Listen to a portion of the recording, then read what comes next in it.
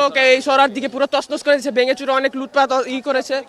আজকে আমরা শান্তিপূর্ণভাবে শুধু লাঠি ছোড়া নিয়ে আসছি, কিন্তু ওরা অনেক ধরনের যন্ত্রপাতি খারাপ খারাপ ছুরি চাপাটি নিয়ে আমাদের কোবাকুবি করার জন্য আসছে। তার জন্য আমরা সবাই পালাচ্ছি আর কি, চলে যাওয়ার জন্য। তাদেরকে রিভেঞ্জ দেওয়ার জন্য আসছিলাম, কিন্তু তারা আমাদেরকে উল্টা ধাওয়া দিছে।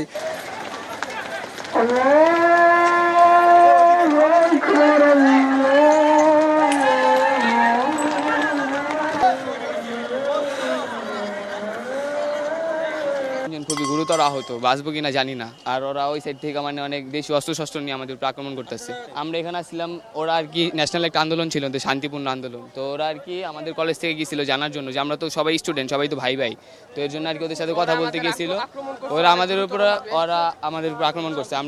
আমরা শান্তিপূর্ণ আসছিলাম, পরে ওরা অকারণে ওদের সাথে একটা বাকবিতন্ডা জড়ানোর কারণে ওরা আরো 35টা কলেজ মিলে আমাদের 2 কলেজ ভেঙে ফেলছে।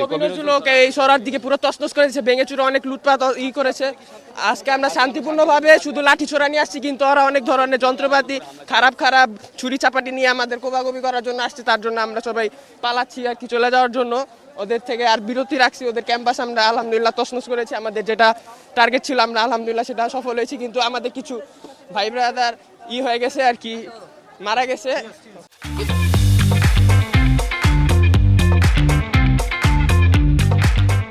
আমরা শান্তিপূর্ণ মিছিলে আসছিলাম, তো আমরা আমাদের ক্যাম্পাস কিভাবে ভেঙেছে দেখছেন তো। সরোয়ার্দী ক্যাম্পাস কিভাবে ভেঙেছে, আমাদের কবি নজরুলে কিভাবে আঘাত করেছে, তার উদ্দেশ্যে আমরা তাদেরকে রিভেঞ্জ দেওয়ার জন্য আসছিলাম, কিন্তু তারা আমাদেরকে উল্টা ধাওয়া দিছে। তারা আমাদেরকে অস্তিত্বের সংকট দেখা দিচ্ছিল। আমরা নিজেদের সেভ করার জন্য আমরা তাদেরকে কিচ্ছু বলি না। আমাদেরকে ধাওয়া দিছে, আমরা ধাওয়া দিছি। তারা এখন দেখেন ডিমার্সের ভিতরে এখন তারা ভাঙচুর করতেছে, আমাদের নাম বলতেছে।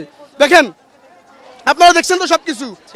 আমার দেখা মতে এখন পর্যন্ত 20 থেকে 25 জন আহত হয়েছে। আমি নিজে রিক্সা দিয়ে নিয়ে দিয়েছি, নিয়ে দিয়েছি।